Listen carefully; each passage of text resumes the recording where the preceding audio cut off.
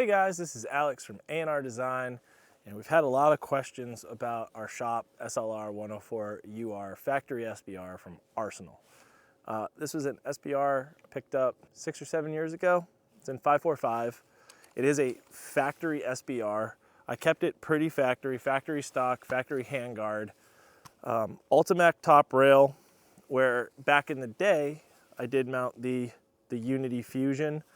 So I've got the tail that sticks up forward so I can run the Surefire Mini Scout more forward. I've got a D-ball here on the Ultimac, some zip tied on Surefire tape switch, and then a Stormworks Picatinny mount that mounts into your dust cover.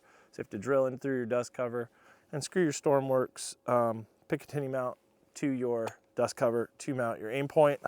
It looks a little crowded in there, but the D-ball itself only sits in the bottom 10% of the window of the aim point. So even though it does look like it's crowding it, it's really not occluding my dot whatsoever. I do have a KNS adjustable gas piston inside. Right now it's fully closed. There is no bleed off happening because I switched from the PBS1 dead air suppressor to the new Resilient Suppressors Putnik. And from what I'm aware of, this Putnik is basically designed off of the Russian suppressor, and it's a really neat suppressor. I know a lot about the internals of it because Resilient Arms did have a 250 serial number recall. I believe there was only 5 failures, and I was one of the 5. So I did actually, in the first 200 rounds of owning this suppressor, I did have it jettison downrange from a weld failure on the internal baffle stack. And nothing happened to the exterior of the can. It just punted downrange, missed all the rocks, landed in some soft earth. And I reached out and I said, hey, I had a weld failure. And they were like, not a problem. It was really fast. I think it was 11 days total. That included transitory time, re-weld, and re-Cerakote, reassembly, quality control check, and send it back to us. So super easy to work with. Accidents happen. Resilient Suppressors is a really small shop, like a very small shop, and they're really good on their customer service. Accidents do happen. They did launch this new can, and I had a weld failure between the dwell chamber and the first baffle. So inside here, it's basically like a tube within a tube. It's kind of like a reflex can. So you have your blast chamber that has perforated holes that are helicoil around the blast chamber. And then there's like a 1/4 inch or greater air gap between the internal baffle stack and this outside diameter of the can. So you have this blast chamber, some gases come through and bleed off forward in that exterior sleeve of the can. And then you have your baffle stack leading up to where you see these perforated holes. That's actually where the rear of the can screws into the front of the can. It screws into the front of the can up here, and then obviously this threaded directly onto my factory threading. When you get here, there's a flat plate in the inside that has a little bit of an air gap around it, and that's where the baffles are coming out of, and so you get extra bleed off from out here as well. So it's kind of like a reflex can. It's different. It's interesting and different, but it's kind of like a reflex can. It bleeds off gases, and it's a fairly high flow suppressor that still sounds like a suppressor. And it is a 30 cal can. It sounds great in 545. It runs great in 545. And because it's so high flow, I did have to close my bleed off valve on my piston because it is not necessary. You can run this on a factory short gun like this SLR104UR, and the back pressure is so nominal. It's so cool to shoot. I do have an ALG lightning trigger in here. This gun is really, really fast. It's almost too fast, almost unsafe how fast this gun is. M13 charging handle, and then, you know, I have an internal polish job on the trigger. Other than that, this gun just is super fast. So we'll get to shooting this. Blue Force gear sling mount is like the way to go on AKs and one of our very own Link slings in multicam black. And I'll be running various magazines today, including like this really cool Izzy. I think that's an Izzy. Might not be an Izzy. But anyway, got a bunch of really nice magazines to run through this gun. And this gun has had many, many, many thousands of rounds through it. Please enjoy. It's gonna go fast. It's gonna be a fast 200 rounds.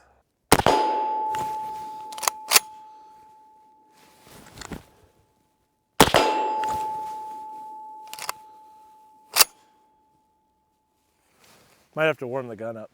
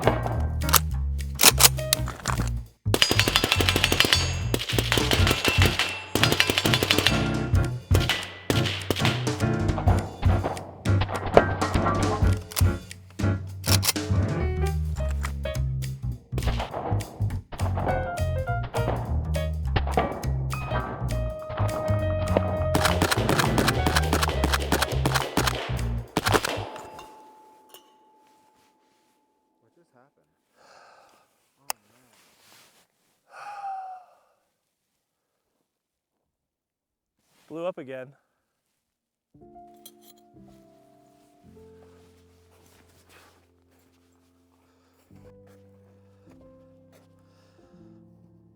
Damn. I want to love you. I want to love you. I want to love you so badly.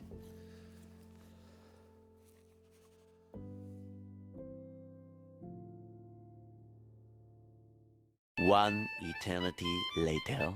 All right, guys, third time's a charm. This is my second Putnik, third time testing it. First time testing it, it popped at 90 rounds. Second time after rework, which was the same exact can, same exact, well, what looked like a same, it was a new core, popped in the same location, which is the blast chamber where it meets the baffle stack. This is the third can. I am being assured that this can will only destroy itself if you liquefy stainless steel. A lot of people would say, yeah, they'd be pretty upset if they had to completely exchange a can. Luckily, this is a dealer-to-dealer sample. We are not most people. So yes, if I was someone that waited a year for a can, got my can, had that happen, I'd be pretty upset. But again, Resilient Suppressors is a great company. They stand by their products. They offered me this can for free, and I refused because I don't want it for free. I just want a can that works. And I am also a manufacturer. If someone's trying desperately to make something right because something is failing, I'm more than happy to help them problem solve, especially having an engineering background, a thermal systems background. You know, I want to provide feedback because I believe in this can. I think this can's so cool. The sound, the tone at the ear, sounds great with 545. You might have seen Grantham post a teaser, but he had it in 762. It's a really cool can, and I'm really happy to see someone put out a kind of niche Russian-inspired AK can, and I want to see it succeed. So we're gonna put 240 rounds to this pretty quick. The first can that we got and tested popped at 90 rounds. Second can popped at 160. If it makes it to 240, I am not worried about it. This is a brand new suppressor, so we sent them the old can back permanently. We have a new can replaced. Again, they're super awesome to work with. They make great stuff. They stand behind their product, and that is why we wanted to continue with this video and this process, and I really wanted a can. And I kind of want another one because they're so cool. A lot of you might say, you know, if that happened, I don't want to spend money with them. That's fair. You know, it's your opinion. I think customer service is a huge percentage of doing business with a company, and they were nothing but astounding in their customer service. So we have a can. It's going to work. And they said that they have vigorously tested this. After my issues, they were doing all kinds of testing, cold weather to hot can testing. So getting it super cold and then getting it super hot, seeing if you're having fractures of the welds. Ultimately, the welds were stretching and busting. I guess that won't happen now. So we're gonna put 240 rounds to this gun, get it rolling, and if it survives this, we'll chalk it up to a win for Resilient Putnik Suppressor.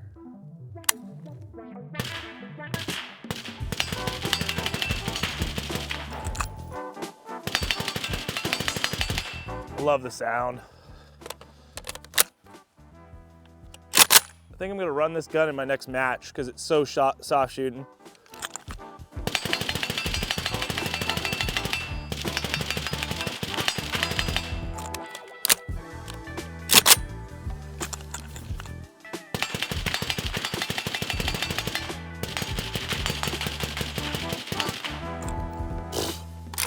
kind of want to chop that tree down. It's gonna fall.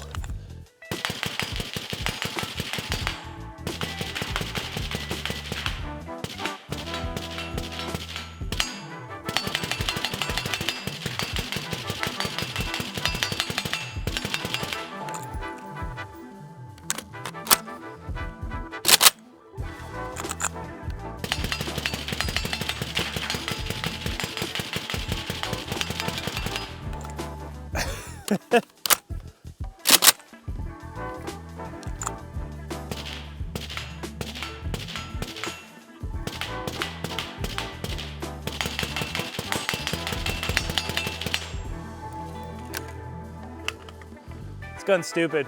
This gun's so fucking stupid. So am I. But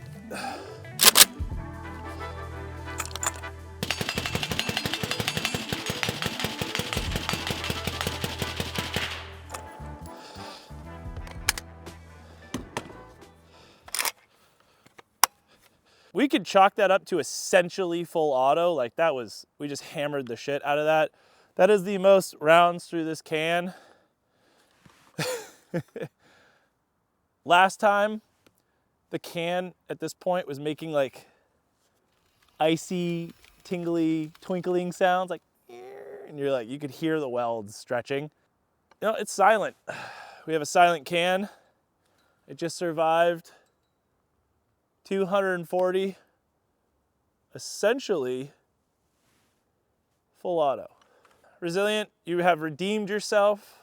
You have made a can that is fantastic. And that is 240 rounds of 5.45 with a successful can. Anyway, hope you enjoyed the video. Remember guys, we're manufacturers, they're manufacturers. I know everyone's so used to like Amazon, getting things immediately, not waiting for processes, not waiting for, you wanting everything perfect out the rip. They brought a new can with a new technology to market, well, Russian technology, and they wanted to make something that would be kind of cool for our AK market, and I think they did. I think this repaired, fixed, not part of the recall can is worked out. Give people a shot, guys. I think this can's gonna survive all the rounds going through it for the rest of its hopefully long lifetime, but I will stand behind this can now. Well, I am physically standing behind it, but I will stand behind this can now and give it my seal of approval. Sounds great, functions great, super low back pressure. Just handled 240 short barreled, practically full auto, but not full auto crank rounds, 5.45 by 39. And we're good to go. Thank you for watching. Thank you for being part of our journey with this suppressor. And yeah, I'm gonna beat the shit out of this more.